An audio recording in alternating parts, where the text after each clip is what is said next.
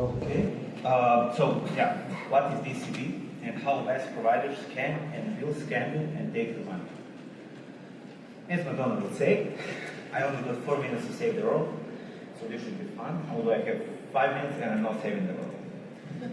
What is DCB? So DCB is short for direct carrier billing. It's also called direct operator billing. This is a method, online mobile payment method that lets you pay for services, usually online, via your phone. So how this works, user side, the scan part. So you click on a link, usually on an advert. You click agree somewhere on a web page, and you're now being charged weekly or monthly a certain amount, usually around €5 per week, because you agreed and you gave informed consent. So why this is often a scam? VAS providers, so this is value-added services providers, will sell access to already free services. For example, you can buy the privilege to get a link to download Candy Crush from the Play Store. The terms, pricing, and cancellation info is usually obfuscated, so it's in small text, in light color, somewhere on the bottom of the page. There is usually a huge blank space above the text. Call center for support often doesn't work, so you either get unknown number or it just gives you the default asterisk looping hold music. And it usually takes around at least a month for you to notice that you're being charged, until the first bill arrives. Since you gave the informed consent online, they don't have to send you an SMS. So how this works? Via the technical side. So there are 3 parties in the loop. The VAS provider, the middleman, that's a company that offers VAS provide.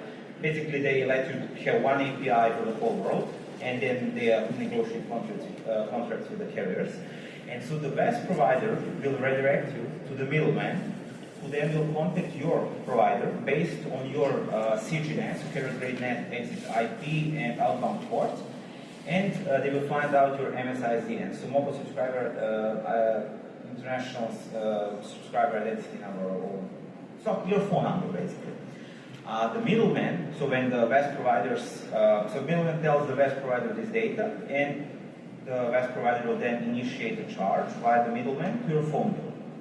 So this is like a diagram.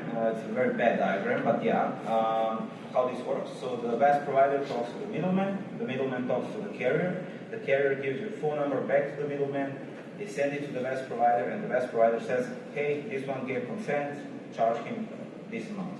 So you have a QR code and a link to read a text write-up around a Norwegian company called Telenor Digital. Now it's Telenor Links. It's unrelated to the Telenor thing, and we have a Serbian operator that is also doing this.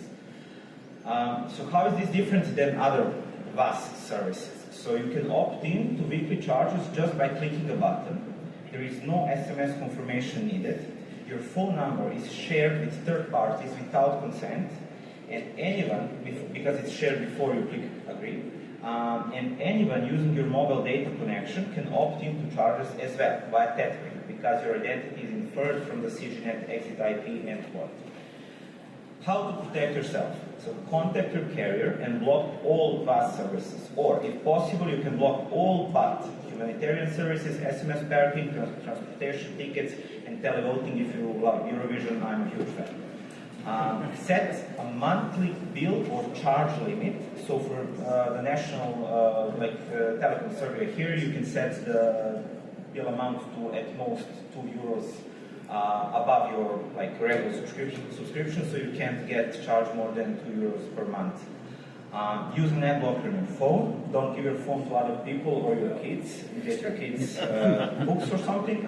And use a VPN. A VPN will usually not give you any security, but in this case, your IP address will not be the exit CGNet IP that can be used to correlate with your MSISDN.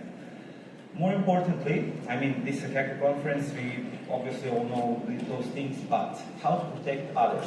Educate people that it's possible to opt into charges by 1 or 2 clicks on a web page. Install ad blockers on phones used by your parents, grandparents, elderly neighbors, etc. And what's most important, contact your telecom regulator and file a complaint, if applicable in your jurisdiction.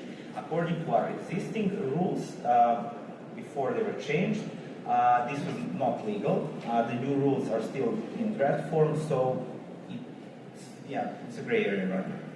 What I did about it, in Serbia, I contacted the regulator and filed a complaint against the providers using technology without consent. I also filed a complaint for unauthorized data sharing with third parties without consent with the National Data Protection Office, and they keep raising awareness about these problems, even either via blog posts, this talk now, or whenever.